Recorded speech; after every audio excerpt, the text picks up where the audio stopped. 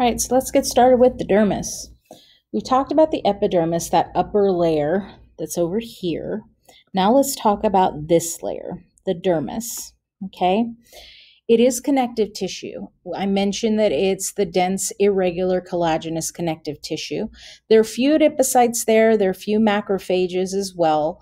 The primary fiber that you find are the collagen fibers. Remember, collagen is going to be flexible, but it's not elastic. It has really good tensile strength. Think of an electrical cord. You can bend an electrical cord into a knot, but when you yank on it, it's not just going to pull apart. Compared to the hypodermis, this kind of layer below this, the amount of blood vessels and adipose that you have is very minimal. But compared to the epidermis, the fact that it's there means that it's more than what the epidermis has. Within this layer, you're going to have nerve endings, you're going to have hair follicles, you're going to have smooth muscle, you're going to have glands, and you're also going to have lymphatic vessels. If the skin is overstretched, let's say you gain weight really, really fast, you can actually crack this dermis. And when it ruptures, it creates kind of a fissure. It creates a divot. That is actually a stretch mark because the epidermis still covers it. It's not like your skin cracked all the way to the surface, but you can actually see that scar as a stretch mark. The nerve endings that we have in our skin. We have free nerve endings. We have hair follicle receptors, Pacinian corpuscles, Mesner's corpuscles, and Ruffini end organs.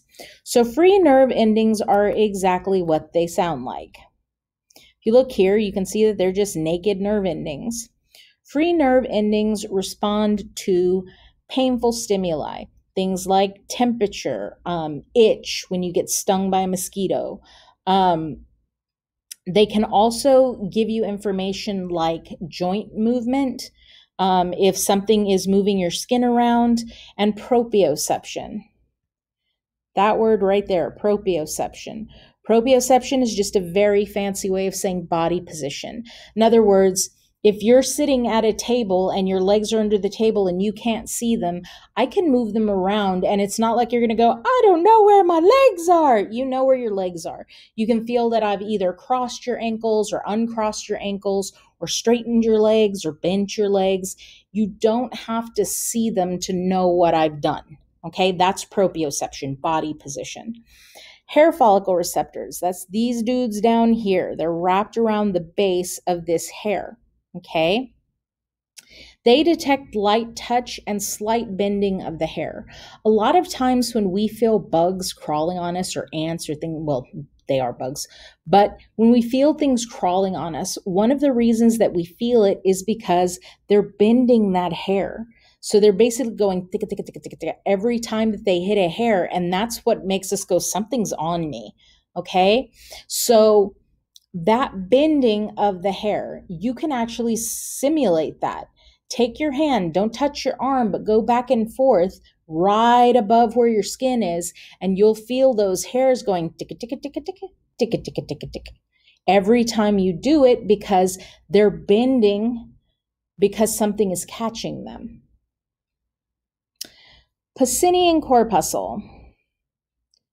Pacinian corpuscle is actually this dude down here. Kind of looks like an onion. Okay? Look at where it's located. Here's my epidermis, way up here. And this is located way down deep in my dermis. Yes?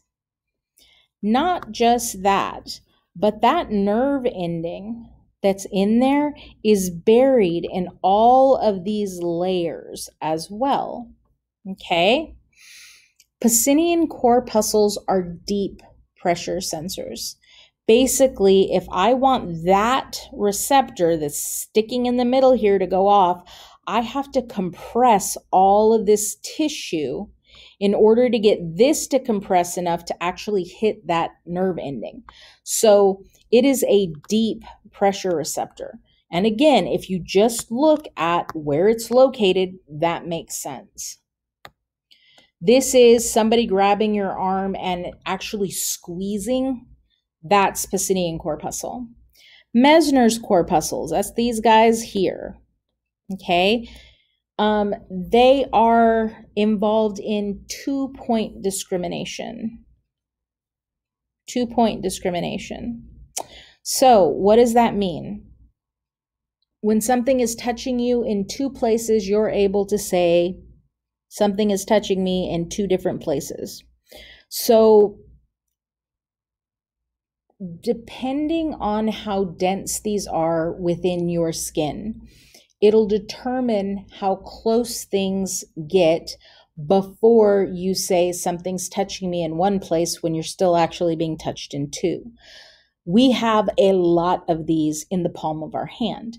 So you could probably get within half an inch with 2 points, and somebody will tell you, I'm being touched in 2 separate places, okay? But on your back, you don't.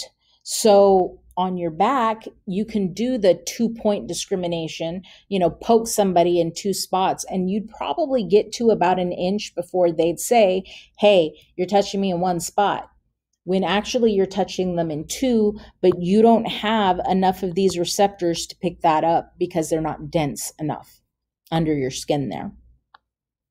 The Ruffini end organ. Ruffini end organ is this dude here. Kind of looks like a mushroom with the branches coming up, okay? Ruffini end organ is there to detect continuous touch or pressure. The best example of that I can think of is your clothes. You know that they are touching you all day long. If somebody were to take off your pants, it's not like you're going to go, what just happened? What? I'm not wearing pants. You'd know right away because there's something that was touching you all day long that has all of a sudden disappeared. Same with the pressure of, let's say, the waistband of your pants. Let's say you're wearing sweats, so it's got an elastic waistband. If that all of a sudden goes away, you know that has gone away. It's information that you are aware of, because all of a sudden this guy goes, wait a minute, something has been touching us all day in the same spot and now it's not there anymore. Okay, let's talk about the 2 layers of the dermis. That scallopy top layer up here is actually the papillary layer, and those scallops themselves are called the papilla. So papillary or papilla, think fingers. Like if I had Play-Doh and I kind of dug my fingers into that Play-Doh, it would leave that kind of scallopy pattern that we see up here. Okay, so the papillary layer is going to be the most superficial layer. It does contain the dermal papillae, those little fingers that extend up toward the epidermis. This is also where we have those blood vessels. Remember, I told you that our little blood vessels are going to be in these little fingers here, in these little lumps. So those blood vessels are present there. Those blood vessels are where the diffusion is happening, whether that's waste coming from my epidermis back, or whether that's nutrients coming from my blood going out to my epidermis. That's their job. The other job that they have is body temperature regulation. So you know how you go outside in the hot South Texas sun, your face gets red, right? These are the blood vessels that expand and dilate to basically allow more blood flow to go to the surface of your body. Ultimately, guys, the surface of your body is cooler than the core of your body. So having your blood flow out to the surface to your skin is a way of cooling that blood down a little bit. Now, I'm not saying, it cools off by 30 degrees, nothing that drastic, but it is enough of a cool down that hopefully it kind of helps you to maintain your body temperature. In thick skin, these papillae that I'm talking about are responsible for your fingerprints. So if you look at the whirls and twirls that you have on your fingerprints and even on your palm, okay, that shape that you see is the pattern of these guys, these dermal papillae underneath your epidermis. That's why you have the shape that you have. their function, why we've got these huge hills and valleys, is to help us grip. So think about it for a second. I'm flipping through papers, right? And I'm having a hard time gripping the papers. What's the first thing you do? You lick your finger, right? Put a little bit of moisture there, and then you kind of have better grip so that you can flip through papers. Well, if we think back to caveman days, and let's say I'm running away from a predator, my hands get sweaty because I'm nervous, right? That little bit of moisture may help me climb a tree or climb rocks to get away from the predator and give me a little bit of a better grip in my hands and possibly on my feet if I'm running. So again, those prints are actually there for a reason. There's a purpose behind them. Now let's talk about the deeper layer here. This second layer is called the reticular layer, okay? This is, again, the deeper layer, and it is composed of dense, irregular, collagenous connective tissue. This is the one where I said it looks like somebody took a plate of spaghetti and just dropped it, okay? It is continuous with the hypodermis, basically the thing that's below this, the foundation. It's continuous with that. And it does have that irregular formation of fibers that, again, to the naked eye look completely random, but it's resistant to stretching in a lot of different directions because I always have a collagen fiber that anchors it down, okay?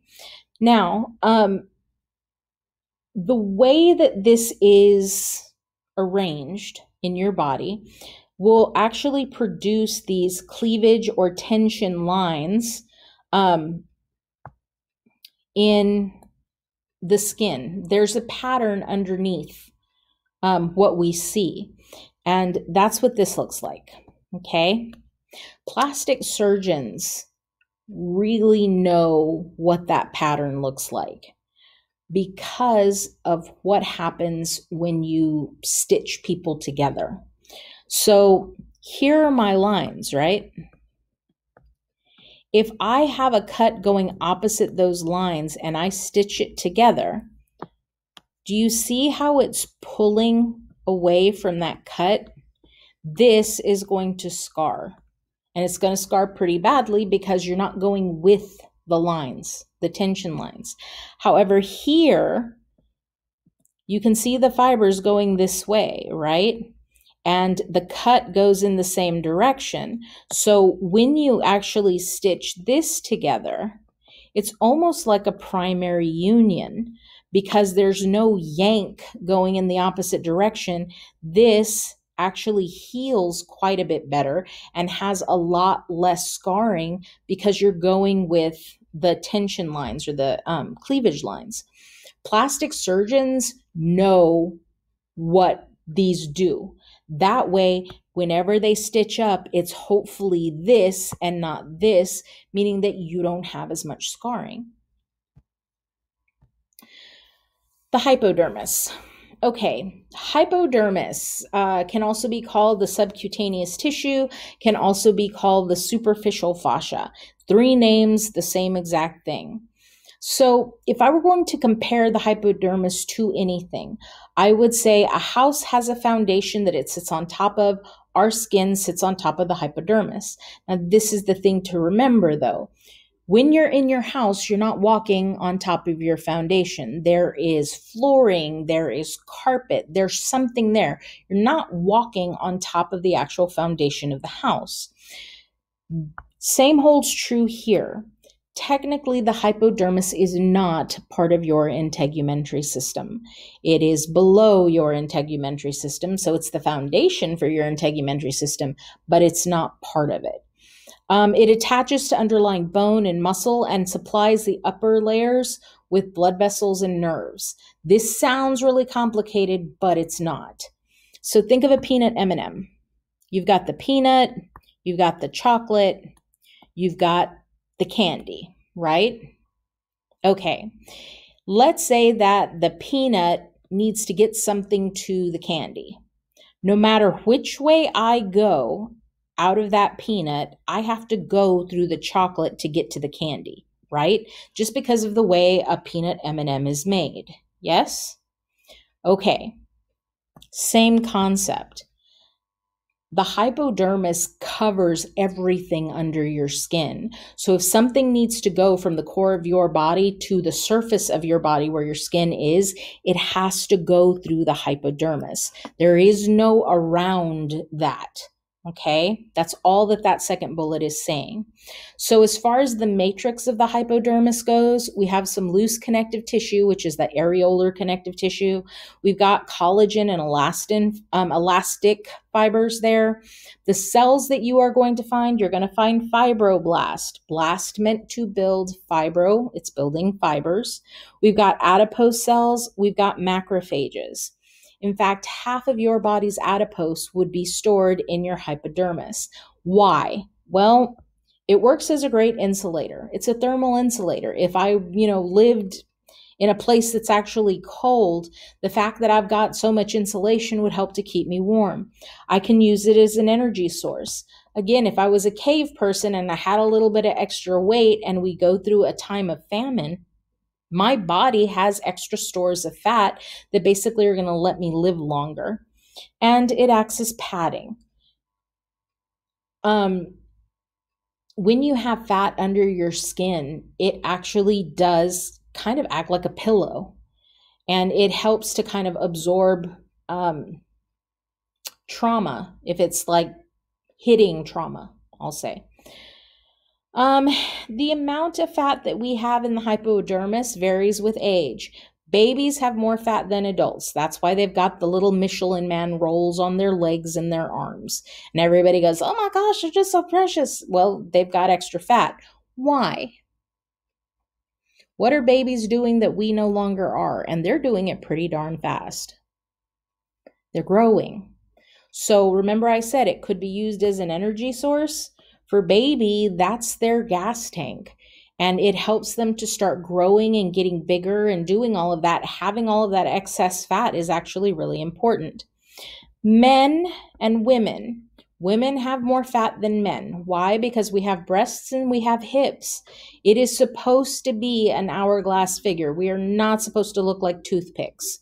Why? Because we are supposed to be able to give birth to babies, which means we have to have functioning breasts that can feed the baby, and our hips need to be padded so that when we're pregnant, we actually protect the baby. Body shape can also change with fat stores. I don't think this is a big 411 to anybody. If you gain 100 pounds versus if you lose 100 pounds, your body shape is definitely going to change. This is not, rocket science. Now, the accessory structures of the skin. Accessory. So if I were to say I have accessories, it would be extras, right?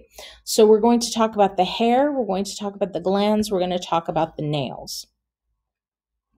So the hair, it's found in, it's found almost everywhere except for the palms of your hand, the soles of your feet, your lips, your nipples, the external genitalia, and the distal segments of the fingers and toes. Very fancy way of saying where your nails are. The distal segments, the part that's furthest away from your torso, that's your nails, okay? We have 3 types of hair as we go through life. The first type is called lanugo. Lanugo develops about the 5th or 6th month of fetal development inside of our mother's womb. It is delicate, unpigmented hair. We're talking, very, very fine peach fuzz. Terminal hairs. There are certain places where your hair changes from lanugo into a terminal hair. And as we get closer to birth, that change happens. So this is long, coarse, pigmented hair. It replaces that lanugo hair on your scalp, on your eyelids, your eyelashes, your eyebrows. So you get thicker hair in those places, okay? Vellus hairs. Vellus hairs are going to replace the rest of the body hair. This is the baby fine hair that you find on kids. It's short, it's fine, it's usually unpigmented. Sometimes it's pigmented, it just kind of depends. But it's not thick hair. It's peach fuzz hair that you find on kids. At puberty, some of that vellus hair does change into terminal hair. So at puberty, terminal hair replaces the hair in the armpit, the axillary region, and the pubic region. The suggestion as to why we get hair there, okay? It protects against abrasion. So think about it this way. We're cave people. We have to chase antelopes. If we're women, we're, walking and collecting berries or whatever. Our legs rub, our arms rub when we're running, right? Having hair in those places is actually protective against the friction of, pumping your arms as you're running after an antelope, or walking long distances trying to find berries or root vegetables. The hair in between my legs should help to prevent damage to, if we're just animals, the reproductive structures that could be there. Same with men as far as pubic hair. If I'm running after an antelope, it's protective for those things. So in men, when they go through puberty, we talk about kind of a 90% turnover into terminal hair, because men have hair on their chest, their legs, their arms that becomes thick and becomes coarse. Women, it's actually only about 35% of the body that changes into terminal hair. Specifically, we're talking about the armpit and the pubic area. Okay, so let's look at the hair itself. The hair shaft. The hair shaft is the part of the hair that actually protrudes out from the skin. It's the part that actually protrudes out from the skin, okay? So it comes out from the surface. The hair root, where is the tree root? It's underground, right? So the hair root is the part of the hair that is actually below the skin, just like the tree root is below the ground. The bulb is this portion at the base that expands out, that is the root. And when you look at the bulb or the shaft of the hair, you have three kind of concentric layers. Kind of looks like a bullseye, okay? You have a center layer called the medulla.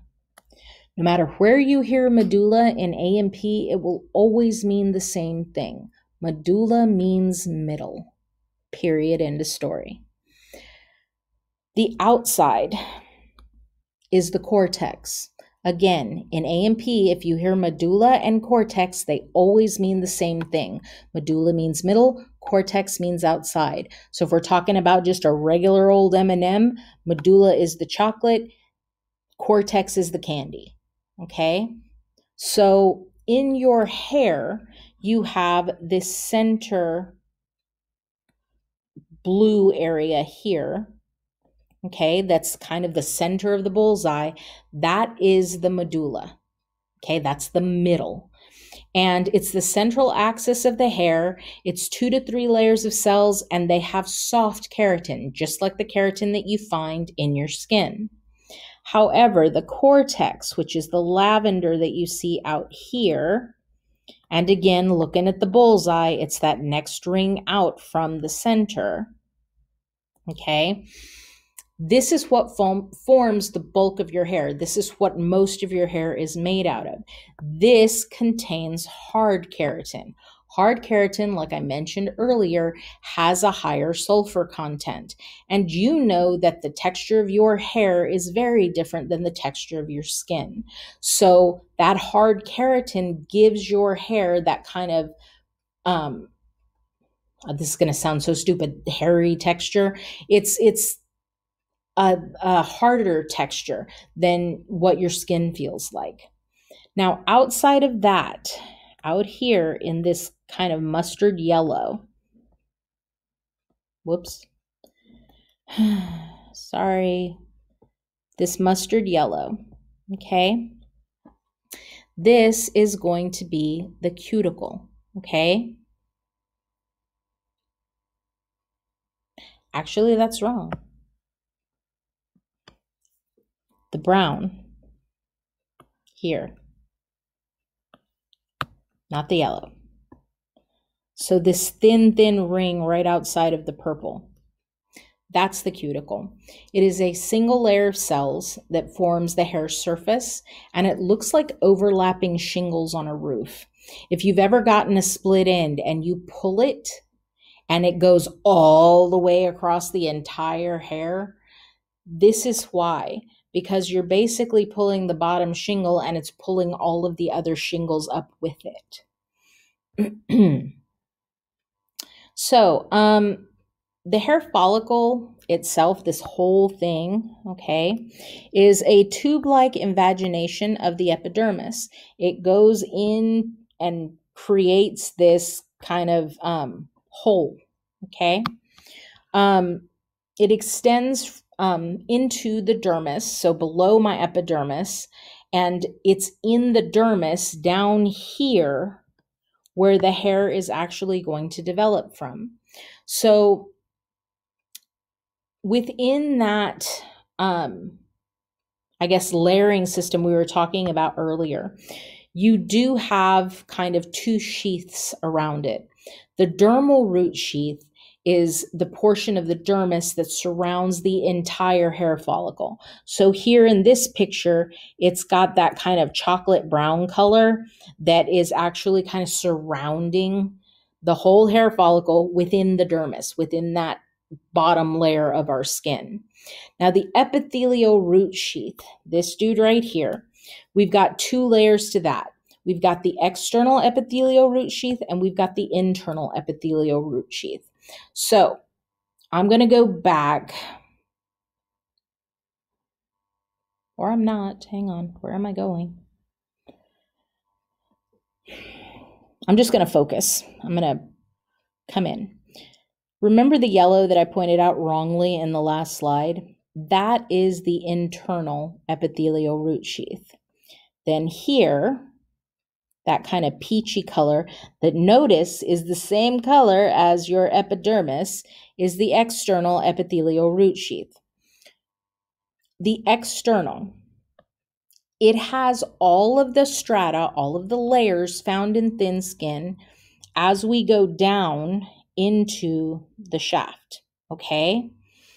The only place that changes is right here at the base of the hair. See this one layer of cuboidal cells right there? That is equivalent to the stratum basale, okay? You can even see the little green spiky cells there. Those are going to be our melanocytes, okay? Now the internal epithelial root sheath, that's the yellow. Hello. The mustard yellow that you see here. This is what anchors your hair in place. It's what holds your hair where it's supposed to be, okay? Usually when somebody yanks out a hair, you know that white thing that's always at the bottom? That is actually the internal epithelial root sheath. That's what you're actually seeing. So inside of the bulb, inside of the base of the hair, you have the matrix. The matrix is going to be kind of this mass of undifferentiated epithelial cells. These are the cells that are being produced that are going to eventually become the hair. The hair papilla. Remember papilla meant finger because it looked like somebody took their finger and put it in Play-Doh? This is the same thing. I've got my dermis coming up into this space here, and here's my little capillary loop, just like what you saw in the epidermis, okay? So the papilla is where the dermis actually projects up into the hair bulb at the base. It contains the blood vessels, like I said, for the nourishment of the cells in the matrix. Hair color is produced by these little melanocytes right here, just like skin color. It's the same thing, except instead of passing it to skin cells, I'm passing it to these hair cells. Varying amounts and types of melanin cause different shades. Again, it's the recipe. If I'm making more red yellow than I'm making black brown, I'm probably going to have orangey looking hair. If I'm making more black brown than I am red yellow, I'm either going to have black hair or I'm going to have brown hair. So depending on what recipe you're following, it'll determine what your hair color is because it determines what the melanocytes are actually depositing in these cells. With age, the amount of melanin in the hair can decrease, causing the hair to fade. So everything goes downhill as we age. I wish I could say that things get better. Most of the time they don't. So these melanocytes, as far as function of your hair, okay, but these melanocytes, eventually they'll stop producing melanin, and that's when you'll start seeing gray hair all of a sudden, because the melanocytes have stopped producing pigment. So now your hair is still growing, but there's just no pigment in it. Yeah.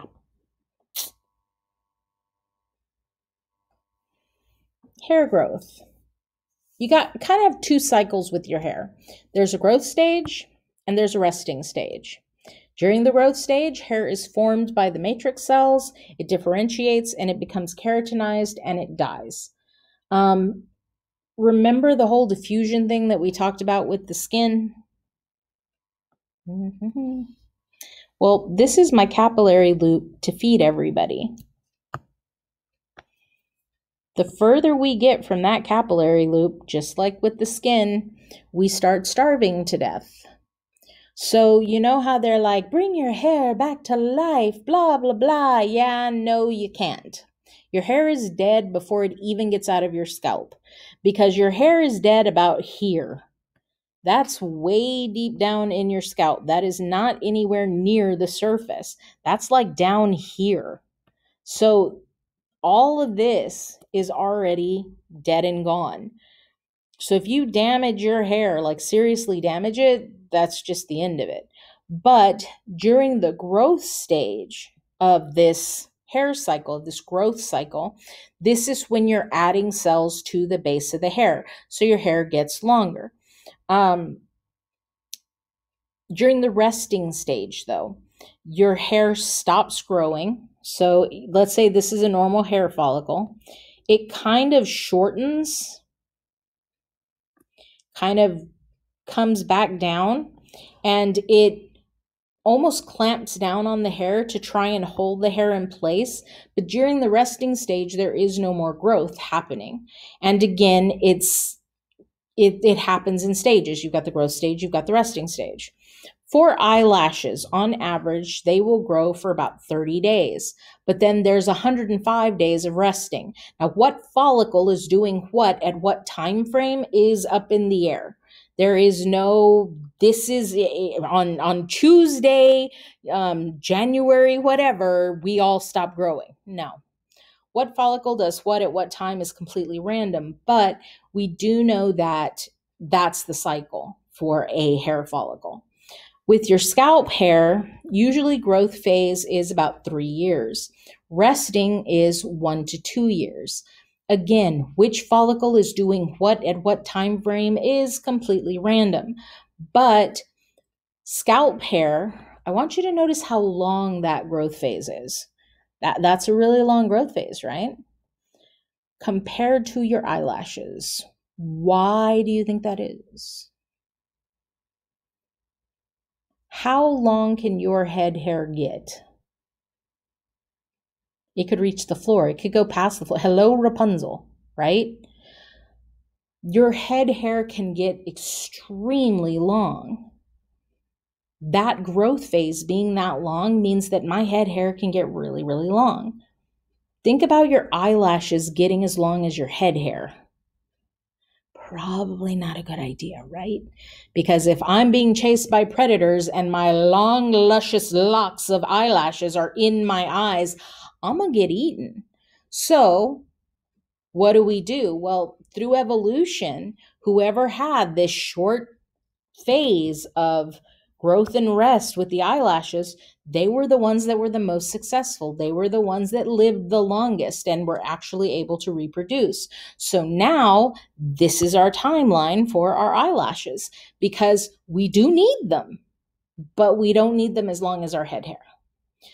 Average hair growth is about 0.3 millimeters a day.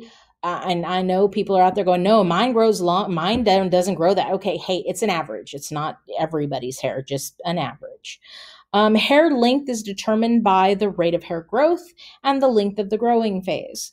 I know that with my hair, most people go, oh my gosh, your hair grew like crazy. Well, okay, I don't know. It's just my hair.